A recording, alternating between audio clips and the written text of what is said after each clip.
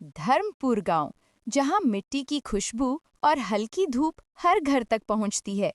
गांव का सबसे प्रसिद्ध नाम भोलाराम। हर रविवार यही आदमी बनाता है देसी मटन पुलाव, जो गांव के हर घर में खुशियां बांटता है। आज भी भोलाराम बाजार गए ताजा मटन लेने। कसाई की दुकान पर ठंडी हवा में मटन की खुशबू फैल रही थी। अरे भोलाराम, आज फिर 100 किलो? लगता है पूरा गांव आपके इंतजार कर रहा है। सही पकड़ा भाई। रविवार का दिन है और रविवार मतलब भोलाराम का मटन पुलाव।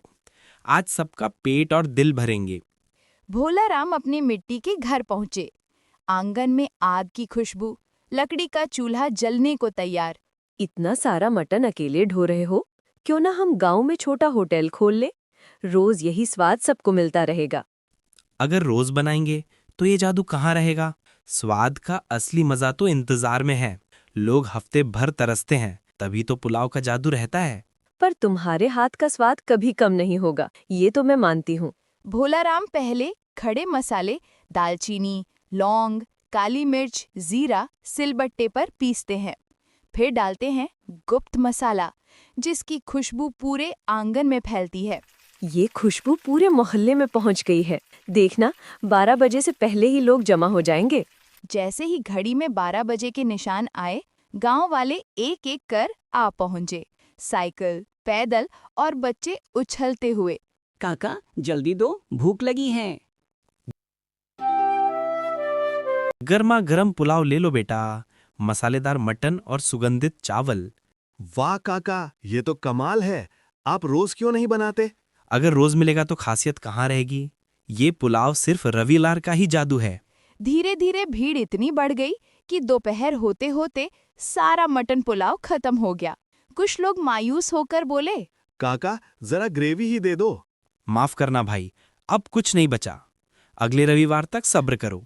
रात को जब सारा गांव सो गया, भोलाराम और गौरी खाट पर बैठे बातें कर रहे थे। तुम सच में कमाल हो। क्यों ना हम सच में होटल खोल ले? अगर रोज बनाएंगे तो स्वाद का जादू खो जाएगा। स्वाद का असली मजा इंतजार में है।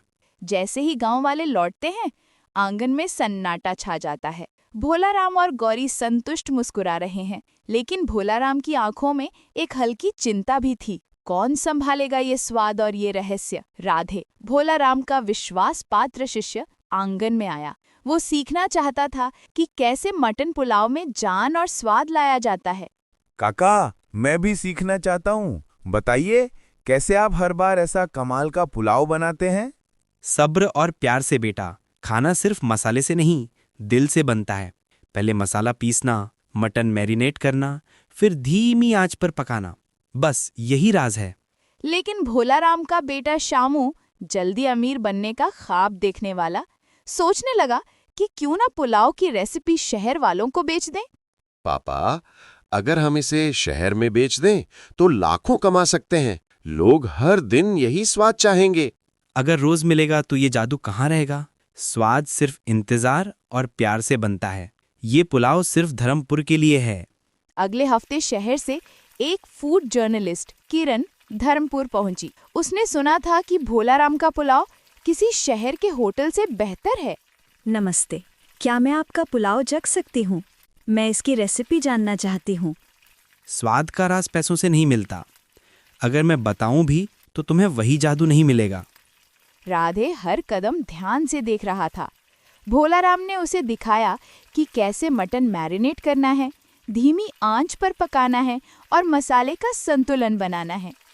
देख बेटा, मटन को नींबू, अदरक और लहसुन के पेस्ट में मैरिनेट करना है। फिर धीरे धीरे प्यार और धैर्य से पकाना है। काका, यही तो राज था। मैं सोच रहा था मसाले में ही सब कुछ था। शामू ने शहर से किरण को पुलाव की रेसिपी देने की कोशिश की, लेकिन भोलाराम ने उसे रोक दिया। पापा, सिर्फ एक बार तो दे दो। मैं पैसों से सब कुछ सुधार दूंगा। पैसे से स्वाद नहीं बिकता बेटा। जब तक इसे प्यार और इंतजार से बनाया जाता है, तब तक यही पुलाव खास रहेगा। मैं सिर्फ जर्नलिस्ट हूँ, लेकिन अब समझ गए कि इसका जादू सिर्फ यहाँ है। राधे ने पहले ही सप्ताह में सीख लिया कि प्यार और धैर्य से ही असली स्वाद आता है।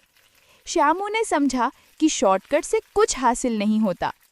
किरण ने अपने नोटबुक में लिखा, स्वाद सिर्फ दिल से बनाया जाए, पैसों या तिकड़म से नहीं। 1 महीना बीत चुका था। आज का दिन सिर्फ साधारण रविवार नहीं, बल्कि भोलाराम का पुलाव बनाना शुरू करने की सालगिरह था। आज हम थोड़ा खास करेंगे। सभी गांव वालों को दूंगा थोड़ा ज्यादा मटन, ताकि खुशी दोगुनी हो। जैसे ही 12 बजे का समय हुआ, गांव वाले जमा हो गए। इस बार बच्चे और बूढ़े सभी अपने पूरे उत्साह के साथ आए। काका, आज प्लेट में ज्यादा टुकड़े हैं। हाँ काका, ये तो कमाल है। ये मेरी सालगिरह का तोहफा है। खुश रहो और प्यार के साथ खाओ। आंगन में एक नया चेहरा आया, शहर वाला, साफ कपड़े और जर्नलिस्ट की तरह। काका, मैं आपको बहुत पैसा दूंगा, बस मुझे आपकी रेसिपी बता दीजिए। भाई, ये रास पैसों से नहीं बिकता। ये सिर्फ प्यार, इंतजार और दिल से बनाए खाने का जादू है। रात के सन्नाटे में भोलाराम और गौरी घाट पर बैठे सोच रहे थे, कौन संभालेगा ये स्वाद। तभी दरवाजे पर राधे ने धीरे से दस्तक हुआ। काका, मैं राधे हूँ, कुछ खाने को मिलेगा?